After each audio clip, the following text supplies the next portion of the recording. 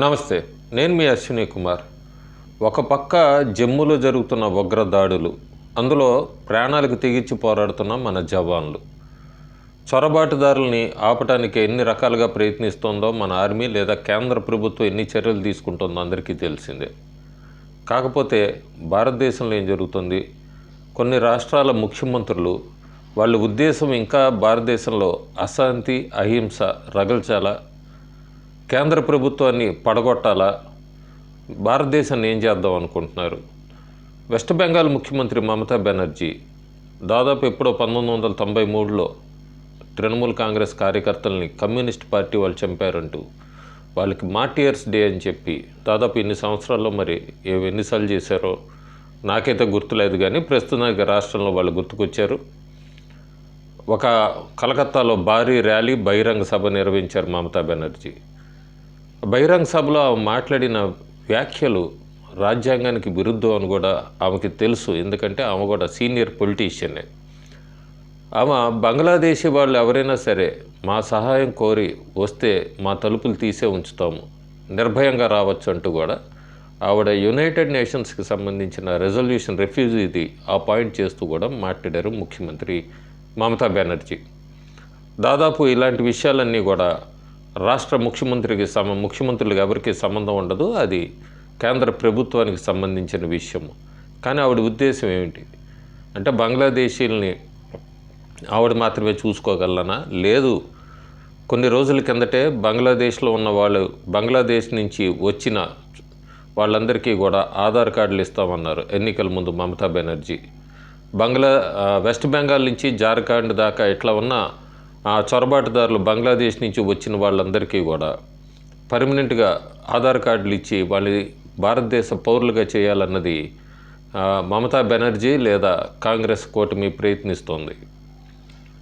మమతా బెనర్జీకి ఎక్కడా కూడా అర్హత కూడా లేదు. బంగ్లాదేశ్ వాళ్ళని ఆవిడ వ్యాఖ్యల్లో కూడా బంగ్లాదేశ్ పొరుగు దేశము, ఆ దేశం గురించి నేను మాట్లాడే అర్హత లేదు, కానీ హక్కు కూడా లేదు. కాకపోతే భారతదేశంలో వెస్ట్ బెంగాల్ తలుపులు తడితే మేము బంగ్లాదేశ్ వాళ్ళని తీసుకుంటాము అన్నప్పుడు ఆవిడకి భారతదేశం కూడా ముఖ్యమంత్రికి మాట్లాడే హక్కు లేదు, అది కేంద్ర ప్రభుత్వానికి సంబంధించింది అన్నది గుర్తులేదా? ఇంకో పక్క కేరళలో ఏం జరుగుతుంది? కేరళలో ముఖ్యమంత్రి ఎప్పుడూ లేకుండా చాలా ఆశ్చర్యకరంగా ఒక రాష్ట్రానికి విదేశాంగ కార్యదర్శి వాసుకి అనే ఐఏఎస్ ఆఫీసర్ని నియమించారు. ఇది కూడా రాజ్యాంగానికి విరుద్ధం. ఒక రాష్ట్రానికి ఎక్కడో కూడా విదేశాంగ కార్యదర్శి అని ఉండరు. అంటే వీళ్ళందరూ ఏం కోరుకుంటున్నారు? భారతదేశాన్ని ముక్కలు చేయాలనా, లేదా భారతదేశంలో అశాంతిని హింసను రగిల్చాలి, అశాంతి కంటిన్యూ రన్ కావాలన్నదా? వాళ్ళ ఉద్దేశం ఏంటో అర్థం కావట్లేదు. అస్సాం ముఖ్యమంత్రి హిమంత బిశ్వ శర్మ స్వయంగా పోస్ట్ చేశారు. 48 గంటల కిందటే బంగ్లాదేశ్ నుంచి చొరబాటుదారులు అస్సాంలోకి ప్రవేశించబోతుంటే అక్కడ అస్సాం పోలీసులు వాళ్ళని పట్టుకొని మళ్ళీ తిరిగి పంపించారని. సో భారతదేశంలో ప్రస్తుతం చొరబాటుదారులు ఎక్కువ అవుతున్నారు. ఒక పక్క జమ్మూలో ఉగ్రదాడులు, ఎవరో దాని వెనుకున్నారో అన్నది అందరికీ తెలిసిందే. జమ్మూలో ఉగ్రదాడులు అంటున్నారు, వెస్ట్ బెంగాల్లో బంగ్లాదేశ్ వాళ్ళు రమ్మంటున్నారు, కేరళలో విదేశాంగ ఇదంటున్నారు, కర్ణాటక లాంటి రాష్ట్రంలో లోకల్ రిజర్వేషన్స్ అంటూ కూడా అక్కడ ఒక రేసిజం లాగా స్టార్ట్ చేశారు. తమిళనాడులో అయితే చెప్పక్కర్లేదు, ఎన్నో దాడులు జరుగుతున్నాయి, ఎంతో స్కాములు జరుగుతున్నాయి. సో రాబోయే రోజుల్లో అయితే భారతదేశం చాలా జాగ్రత్తగా గమనించాలి, చాలా జాగ్రత్తగా ఉండాలి. ఇలాంటి విషయాల్లో కఠిన చర్యలు తీసుకోవాలి. ఇప్పటికే వెస్ట్ బెంగాల్లో ఆర్టికల్ 356 పెట్టండి అంటూ కూడా చాలామంది కోరుతున్నారు. కేంద్ర ప్రభుత్వం ఏం చర్యలు తీసుకుంటుందన్నది నిశ్చితంగా గమనిస్తున్నారు.